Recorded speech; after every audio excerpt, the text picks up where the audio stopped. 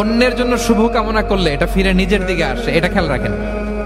এটা একটা life hacks share করতেছি, আজীবন কাজে লাগবে। অন্যের জন্য যেটাই ভালো কামনা করবেন এটা ঘুরে আপনার দিকে আসবে। অনেকে বলে হুজুর ওর জন্য দোয়া করে আমার কি লাভ? নিজের জন্য আল্লাহ আমারে মাফ করে দাও, আল্লাহ আমারে সমৃদ্ধি দাও, আল্লাহ আমার বেতন বাড়াও, আল্লাহ আমার ব্যবসায় বরকত দাও, আল্লাহ আমার ছেলেরা হাফেজ বানাও, আল্লাহ আমার বউ, আল্লাহ আমার মেয়ে, আল্লাহ আমার আমার আমার সব আমার ভালো আপনি চাচ্ছেন নিজের জন্য, অন্যদের জন্যও চান। আল্লাহ আমার সব ভাইদেরকে মাফ করো, আল্লাহ আল্লাহ আমার গোটা মুসলিম উম্মাকে তুমি বরকত দাও, কল্যাণ দাও, নেতৃত্বে আসার তৌফিক দাও, আল্লাহ সবাইকে সুস্বাস্থ্য দাও। এটা ফিরে আপনার দিকে আসবে।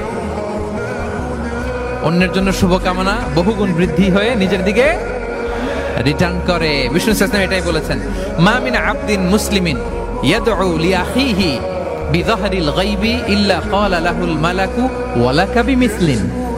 কেউ যদি তার ভাইয়ের অনুপস্থিতি তার ভাইয়ের জন্য দোয়া করে, ফেরেশতারা ওই দোয়াটা তার জন্য আগে আগে করে।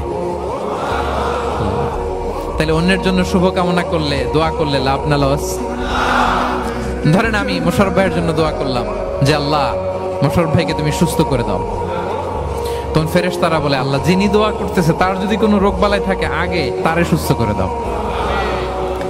ধরেন আমি বেলায়েত ভাইয়ের জন্য দোয়া করতেছি, আল্লাহ বেলায়েত ভাইয়ের এই সমস্যা আল্লাহ তুমি দূর করে দাও, ফেরেশতারা বলবে আল্লাহ যিনি দোয়া করতেছে তার যদি এই সমস্যা থাকে আগে তারে এটা দূর করে দাও।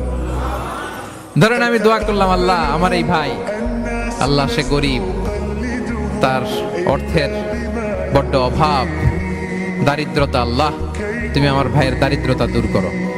ফেরেশতারা বলে ওয়ালাকা বিমিসলিন, তোমার জন্য এটা, মানে আল্লাহ যিনি দোয়া করতেছে তার যদি অর্থের প্রয়োজন থাকে আগে তার দারিদ্রতা দূর করে দাও। তাহলে বলেন তো অন্যের জন্য দোয়া করলে লাভ না লস? অন্যের জন্য ভালো দোয়া করলে এটা নিজের দিকে আসে। কিসের দিকে আসে?